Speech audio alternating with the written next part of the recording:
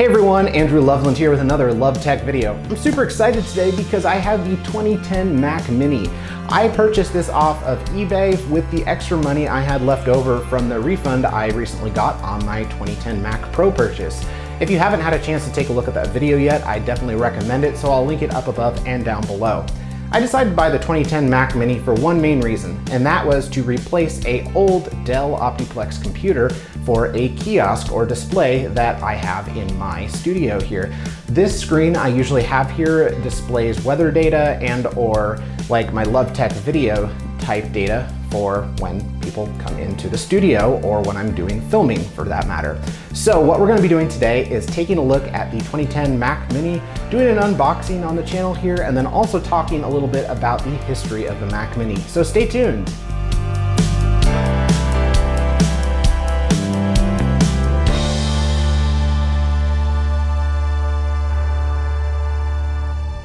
Now, I purchased this 2010 Mac Mini for one main reason, as I mentioned before, that being to display data on the screen behind me here. I would definitely not recommend buying this machine if you're planning on doing any sort of 1080p or even 4K video editing for that matter, because it will definitely hose down and not work well at all, especially even with like Final Cut Pro. I actually have experience working with this specific model with Final Cut Pro and it does not work very well. However, that being said, I'm not too sure or not too familiar with the newer models like from 2018 and 2020, which can go up to hex core processors and you can get better graphics in them than like the 2010 or 2014 models. We're gonna get into a little bit of history on the Mac Mini now, so let's get started on that.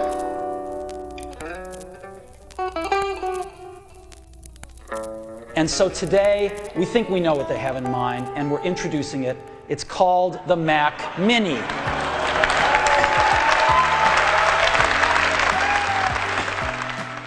The Mac Mini was first introduced in January of 2005, dubbed as BYODKM, which stood for Bring Your Own Display, Keyboard, and Mouse Computer.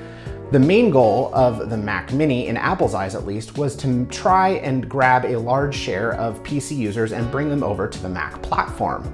With a starting price of only $499, Apple saw a major opportunity here to let PC users keep their own existing peripheral devices, such as their mice, keyboards, and monitors, and bring them over to the Mac platform at an affordable price. Since 2005, the Mac Mini has received a total of 4 revisions to it, with only one of these being a major body redesign overhaul in 2010. Now, the first generation design was revolutionary to the marketplace because of the size that Apple developed this computer at for the time, coming in at only 2.9 pounds and measuring 6.5 inches by 6.5 inches and only 2 inches tall. The Mac Mini was truly a mini computer, especially for its time. Mac Mini is a really cool product. It's been received really well. People are doing all sorts of things with it that we never dreamed of when we introduced it. And so today we are introducing a Mac Mini with an Intel Core Solo. This is a single processor. The second generation of Mac Minis were released in February of 2006 and kept the same body style as the first generation.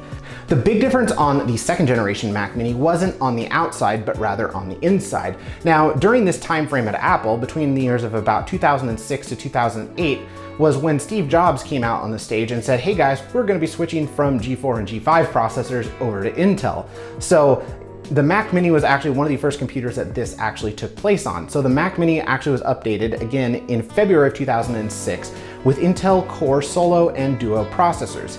These Intel processors boasted up to 4 times faster speeds than their prior counterparts, the G4 processors that were in the Mac Mini in the previous generation. The third generation of the Mac Mini was released in June of 2010. This was when the Mac Mini saw its first major design overhaul with an all-aluminum unibody style design. While the weight increased slightly to 3 pounds and the height and width also increased to be about 7 inches instead of 6.5 inches, the Mac Mini's overall footprint shrunk to be only 1.4 inches tall. The reason for the slight increase on the dimensions and weight of the Mac Mini was due to Apple adding the power supply into the body of the computer. Instead of having an external power brick, Apple decided to put it inside of the computer instead.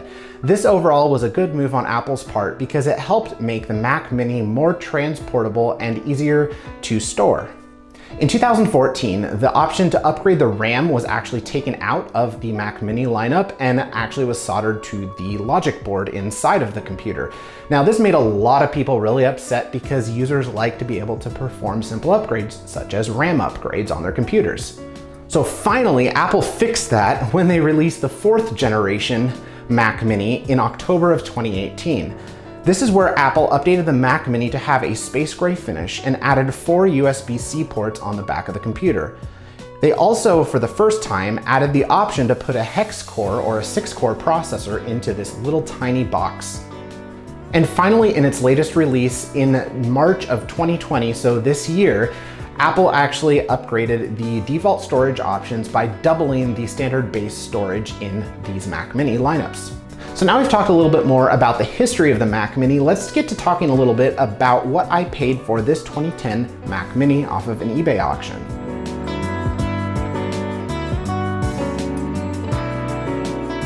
Now this model is the Intel Core Duo 2.4 gigahertz model. It has a total of 4 gigabytes of RAM in it and a 320 gigabyte hard drive. It apparently came shipped with OS X 10.13 High Sierra. So once we open this up, it'll be interesting to see if all those specs indeed match correctly. If you haven't watched some of my prior videos here on the channel, you'll know that buying stuff off of eBay, sometimes you get more or less than you expected. So there are 2 graphics cards in this, and it was not advertised to have 2 graphics cards in this machine. I think I might be very well disappointed here in our unboxing video because I don't think it actually has the lens with it. So yeah, it doesn't look like it does. Now this was advertised as having 1 terabit drive in, I believe, slot 1. So with that, we can actually pull out slot 1. There is no drive in slot 1, 2, 3, or 4. What? So definitely check out some of my other videos to see some pretty funny reactions of mine of when I was unboxing stuff and when things kind of went wrong. Now, when I bought this off of eBay, the owner described this as it was in good condition with a few minor scuffs and scrapes.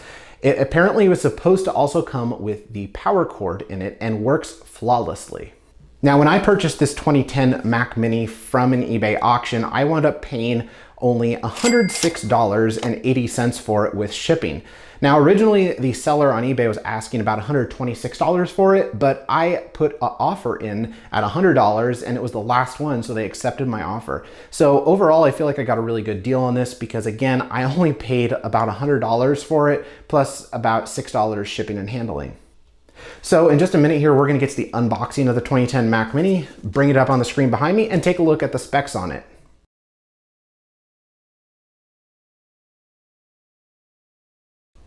All right guys, so welcome back. I got my scissors to open the box up here, and I also have a keyboard, mouse, and HDMI cable, which we'll be hooking the Mac Mini up to on the monitor behind me here. It looks like it is packed pretty well, lots of bubble wrap, which is good.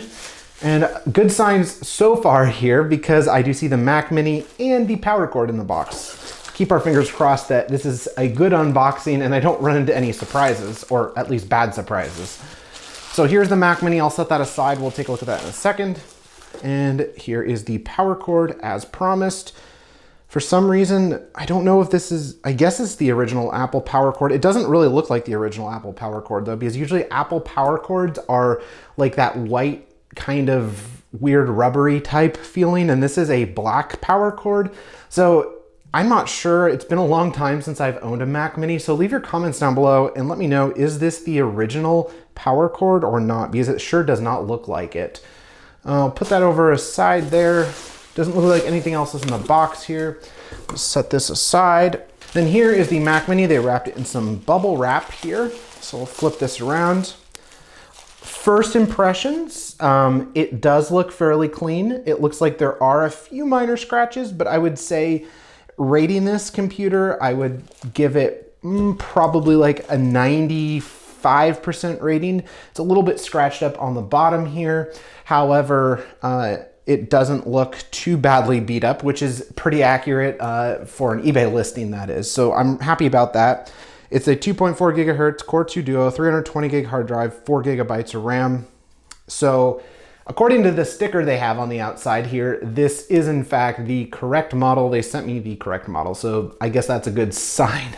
Now, before we get to powering this guy on, I want to take a look to make sure the RAM is actually intact and in place. It's super easy to do this with these computers. They're super nice when it comes to the upgradability factor, especially when it comes to RAM upgrades on these.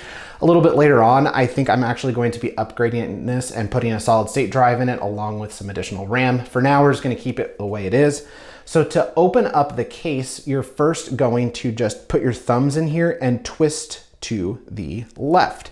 This opens up just like that. You'll hear a popping noise, and then we'll flip this over here, and then the bottom of the case will come off here.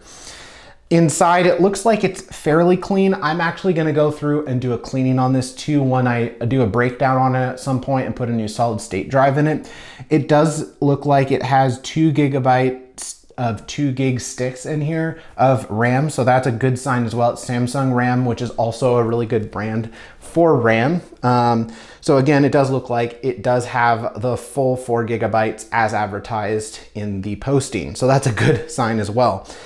If you're wondering as well, on these Mac Minis inside, this is the airport card here. So this, you can get to the actual Wi-Fi and Bluetooth antennas that are housed in here. I'm gonna go through, as I mentioned earlier, and do a full breakdown on the Mac Mini in a later video where we're gonna be putting a solid state drive in this instead of the hard drive. For now though, let's put the back case on this and fire it up and see what we got.